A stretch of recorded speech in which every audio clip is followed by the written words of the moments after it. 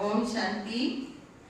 आज हम सुनेंगे 16/3/2023 की बाबा के प्रातः मुरली। ओम शांति। बाप दादा मधुबन। बाबा ने कहा, मीठे बच्ची, बाबा आया है तुम बच्चों की महफिल में। अभी तुम ज्ञान अमृत की महफिल मना रहे हो। तुम्हारी मुसाफिर अब पूरी हुई है, वापिस घर जाना है। प्रश्न है, अनेक प्रकार के तूफानों में याद को सहज बनाने की विधि क्या है? उत्तर है, शरीर निर्वाह करते 5-10 मिनट भी बुद्धि को शिव पावर में लगाने की कोशिश करो। इसी शरीर को भुलाते जाओ। मैं अशरीरी आत्मा हूँ, पाठ बजाने के लिए इस शरीर में आया हूँ। अब फिर अशरीरी बन घर जाना है। ऐसे ऐसे अपनी साथ बातें करो। एक सत वाक के साथ बुद्धि का संग हो, दूसरे संग से अपनी संभाल करो तो याद सहज हो जाएगी। गीत है, आ गए दिल में तो। ओम शांति। बच्चों ने गीत सुना और अर्थ भी बच्चों ने दिल में समझा होगा। फिर भी बाप समझाते हैं क्योंकि अभी बाप इस महफिल में आए हुए हैं।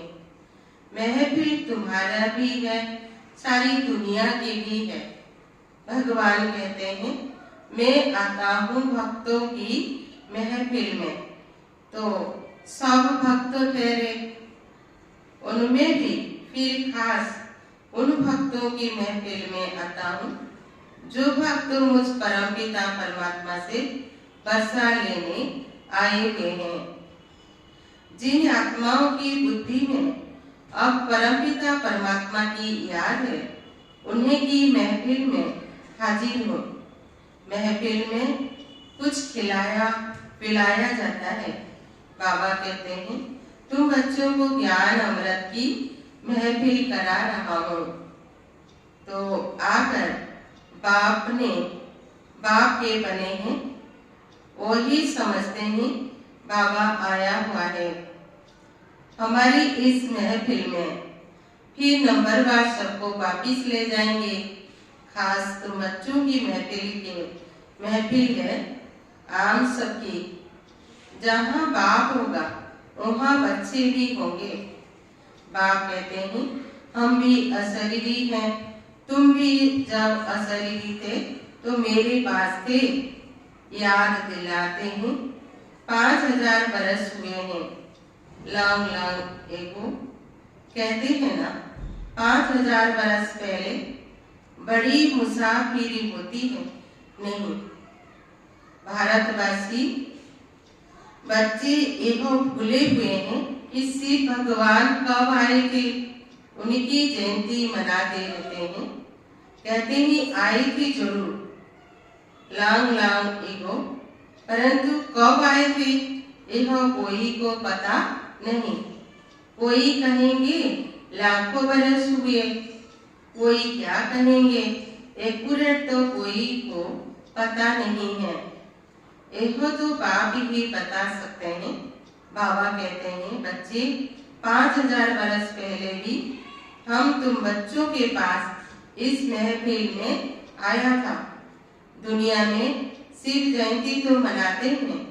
उस दिन उनसे जाकर पूछो कि बताओ उनको कितने वर्ष हुए। गांधी जी की जयंती मनाएंगे तो झट बता देंगे कि इतने वर्ष हुए। शिव का कोई बता नहीं सकते। परंतु तुम बच्चे जानते हो, शिव को तो बहुत समय हुआ जबकि आया था। वही तो कुछ भी जानते नहीं। कहते हैं जन्म मरण रहित है, नाम रूप से न्यारा है। अरे नाम रूप से न्यारा है तो फिर जयंती किसकी मनाते हो? तो नाम रूप से न्यारा हो नहीं सकता।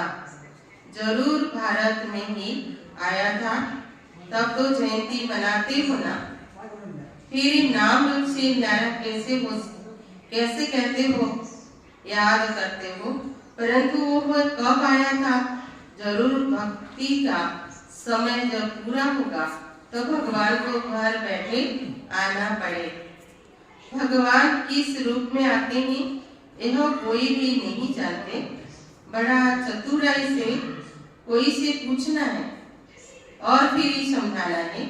भगवान तो है निराकार, तुम उनकी पूजा करते हो, कहते हो हे परमात्मा, हे भगवान, उनको कोई देवता नहीं कहेंगे। देवताएं ही ब्रह्मा विष्णु शंकर, तो इन चित्रों पर भी समझाना पड़े।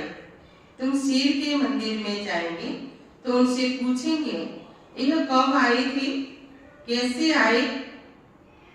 निराकारी दुनिया से तो सब आते हैं।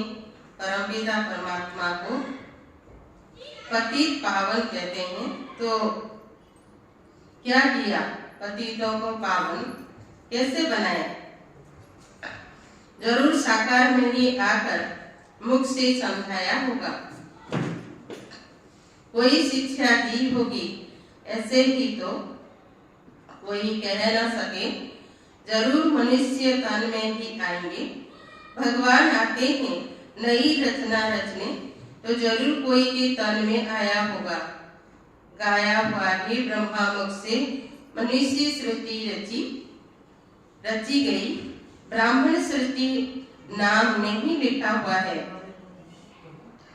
ब्रह्मा मुख कमल से मनुष्य रचे जाते हैं, तो जरूर ब्रह्मा के बच्चे ब्राह्मण ही होंगे। प्रजापिता ब्रह्मा ने तो जरूर ब्राह्मण ब्राह्मणियां रचे होंगे। सिर्फ मेल रचे तो वृद्धि कैसे हो?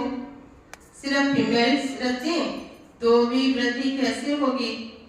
इसीलिए दोनों ही है, ब्रह्मा कुमार और ब्रह्मा कुमारियां, नहीं तो ब्राह्मण संप्रदाय कैसे बने? परमपिता परमात्मा रचना बेशक है, परमपिता परमात्मा रचयिता बेशक है। ब्रह्मा द्वारा मनुष्य सृष्टि रची जाती है, तो जरूर ब्रह्मा तन में आना पड़ता होगा। एक बातें जो अच्छी रीति समझकर और धारण करेंगे वही भी समझा सकेंगे। जो पूरे राजयोगी होंगे, बाप को और राजाई को याद करते होंगे, जिसके लिए ही बाबा कहते हैं बच्चे सुदर्शन चक्रधारी बनो। सब तो पूरा याद करते नहीं है। बाबा के पास आते हैं, कहते हैं ज्ञान तो सहज है, चक्र को भी समझा है, 84 जन्म का राज भी ठीक समझा है। 84 जन्म तो जरूर लेने हैं, और जो पहले नंबर वाले है वही 84 जन्म लेंगे। यह तो सब ठीक है, परंतु याद में रहना यह बड़ा मुश्किल है। योग में अनेक प्रकार के तूफान आते हैं, उनको कैसे बस करें? उसका उपाय क्या है? कौन सा टाइम है जिसमें अच्छी रीति याद कर सके? तो बाबा ने समझाया, यूं तो चलते फिरते उठते बैठते याद करो। अभी तुम यहाँ बैठे हो, हम तुमसे पूछते हैं स्त्री को याद करते हो? अब नाम स्त्री का सुना और झट बुद्धि भागी स्त्री के तरफ। बुद्धि का काम हो गया ना? वैसे ही तुम भले कोई भी काम शरीर निर्वाह अर्थ करो, परंतु शिव बाबा के पास बुद्धि लगाने की कोशिश करो। 5 मिनट 10 मिनट भी याद करो। हाँ, यह माया भी विघ्न जरूर डालेगी। तूफान बड़ी जोर से आएगी डगमगाने के लिए, परंतु फिर भी तुम अपना पुरुषार्थ करते चलो। इस शरीर को भूलना अथवा बाकी याद में रहना, बात एक ही है। अपने को आत्मा अशरीरी समझना पड़े।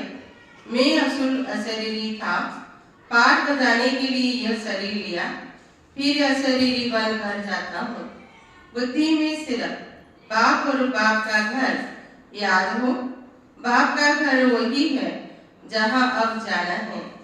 फिर यह बुद्धि में है कि बाप की प्रॉपर्टी है सतयुग, तो एक बाप की याद से उन्हें भी याद आएगी। भक्ति मार्ग अथवा ज्ञान मार्ग में बुद्धि तो और तरफ जाती है। कन्या की सगाई हो जाती है तो फिर एक दो की याद रहती है। भक्ति में कोई बैठेंगे तो भी माया विघ्न डालती है। बुद्धि धंधे आदि तरफ चली जाएगी। माया दुश्मनी है ना। भक्त तो देवताओं को याद करेंगे तो भी बुद्धि और तरफ भाग जाएगी। माया बुद्धि को ठिकाने लगने नहीं देती है। ऑफिस में जाते हो तो भी उसी कार्य में बुद्धि रहती है। इम्तिहान पास किया है तब तो यह काम करना होता, उसमें बुद्धि लग जाती है। अवैध तो चीज में बुद्धि लगाने में माया हैरान करती है। भक्तों को भी बड़ी मुश्किल से साक्षात्कार होता है। जब बहुत तीव्र भक्ति करते हैं तो बाप खुश होते हैं। अभी तो भक्ति की बात ही नहीं है, अभी तो है नॉलेज। वास्तव में भक्ति भी करनी चाहिए एक की। अव्यभिचारी भक्ति हो तो साक्षात्कार भी हो। आजकल तो व्यभिचारी बन गए हैं, सबको याद करते रहते हैं, तो बाबा साक्षात्कार भी नहीं कराते। एक में पूरा निश्चय हो तो बाबा साक्षात्कार भी कराए। तो बाप समझाते हैं, मुझे ये को याद करो। मुख से कुछ भी कहना नहीं है। तुम स्त्री को याद करते हो तो कुछ मुख से कहना पड़ता है क्या? ख्याल आया और बुद्धि भाग जाती है। यह बेहद का बाप तो सदा सुख देने वाला है। तो अब तुम्हारी सगाई कराते हैं उस परमपिता परमात्मा से, तो उसको याद करने का प्रयत्न करो। माया तो तूफान लाएगी, सारी दुनिया दुश्मन बनेगी, परंतु बाप को नहीं भूलना। जितना बाप को याद करेंगे उतना विकर्म विनाश होंगे। ऐसे तो बहुत मनुष्य होते हैं जो सारा दिन भगवान के नाम भी नहीं लेते। बहुत खराब संग होता है, इसलिए गाया जाता है संग तारे कुसंग गोरे। सत परमपिता परमात्मा का संग भी पति से पावन बनाएगा।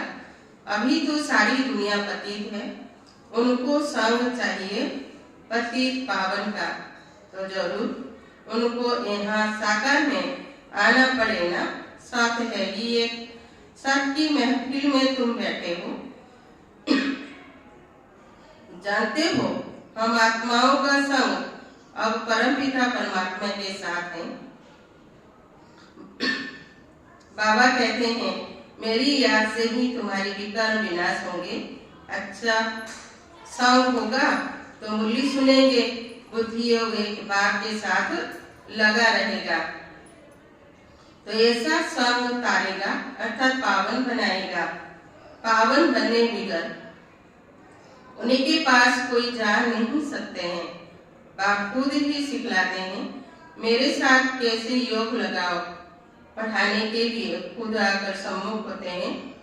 बुद्धि का योग और संग तोड़, एक संग जोड़ना है तब विकर्म विनाश होंगे, और कोई उपाय है नहीं। पावन दुनिया है स्वर्ग, यहाँ है सुख, वहाँ है सुख अपार है। ऐसा नहीं वहाँ भी दुख है, देते हैं वहाँ तो दुख का नाम निशान नहीं रहता। सो भी 21 जन्मों के लिए बाबा तो यहाँ आकर पढ़ाते हैं। भगवान दास, हम तुमको राजाओं का राजा बनाने सहज राज्य सिखलाता हूँ। मनुष्य की बुद्धि में तो श्री कृष्ण का भी चित्र आ जाता है। तुम्हारी बुद्धि में है कि हमको पढ़ाने वाला शिव बाबा है। जो ही ज्ञान का सागर है, वही तुम बच्चों को नॉलेज देते हैं। यह ही स्वदर्शन चक्रधारी त्रिकालदर्शी बनना है। त्रिकालदर्शी माना तीनों कालों को जानना, सृष्टि के आदि मध्य अंत को और तीनों लोगों को जानना। मूल वतन, सूक्ष्म वतन, स्थूल वतन को भी तुम जानते हो। तुम्हारे में भी नंबरवार पुरुषार्थ अनुसार जानते हैं। बाकी इसमें तकलीफ की कोई बात नहीं है। शरीर निर्वाह भी करना है। ऐसे नहीं कहा जाता कि कन्या को कोई शरीर निर्वाह अर्थ माथा मारना है। कन्या को पति के पास रहना है। शरीर निर्वाह पति को करना है। कन्या को भी अपने पैरों पर खड़ा रहना है। एक कहानी है ना, एक कन्या ने बाप को कहा, मैं अपना नसीब खाती हूँ, तो तुम कन्याएं भी अपना पुरुषार्थ कर रहे हो। जितना पढ़ेंगे, श्रीमत पर चलेंगे तो 21 जन्म राज्य करेंगे। कन्याओं का काम है पढ़ना और ससुर घर जाना। तुमको भी विष्णुपुरी में भेजा जाता है। जितना पढ़ेंगे उतना ऊंच पद पाएंगे। वही तो ऐसे ही करके कहानी सुनाते हैं। सच्ची सच्ची बात यहाँ की है। बाप खुद बैठ उसका रहस्य सुनाते हैं। तुम सब कन्याएं हो। अधर कन्या भी अपना जीवन बना रही है। बाप ऐसे कर्म सिखलाते हैं जो कभी दुखी व विधवा नहीं होना पड़ेगा। परंतु बिरला ही कोई ऊंची तकदीर बनाते हैं। कोई तो बनाते बनाते फिर आश्चर्यवत भागवती होते। ऐसे बाप को भी फाटती दे देते हैं, डाइवोर्स भी दे देते हैं। क्योंकि सिपावा बाप भी है तो पतियों का पति भी है। ऐसे बाप को बच्चे फाटती दे देते हैं। तकदीर को लकीर लगा देते हैं। सजनी है तो भी डाइवोर्स देने से कौड़ी तुल्य बन पड़ेगी। यह भी गाया हुआ है। आश्चर्यवत डाइवोर्स देवंती भागवती देवंती। जिस बाप से 21 जन्मों का राज्य भाग्य मिलता है, उनको भी भागवती दे देते हैं। कोई तो आकर बाप का बनेंगे, कोई फिर महामूर्ख भी बनेंगे जो भागवती दे देवे, डाइवोर्स दे देंगे। चलन ही ऐसे मालूम पड़ जाता है। विकार में जाते रहते हैं, फिर छिप छिप कर बैठ जाते हैं। फिर भेजते हैं कि बाबा भूल हो गए हैं, क्षमा करो। लिख भेजते कि बाबा भूल हो गए हैं, क्षमा करो। अब 100 गुना दंड तो चढ़ गया, वही कैसे कैंसिल हो सकता? सच बताने से आधा माफ हो जाए। इसीलिए बाबा कहते हैं सीख कर कभी विकार में नहीं जाना, नौ फैमिलियरिटी में ही आना है। क्रोध भी बहुत भारी भूत है, बहुतों को दुख देते हैं। बाबा को 5 विकारों का दान दे, फिर वापिस ले तो पद भी भ्रष्ट हो जाएगा।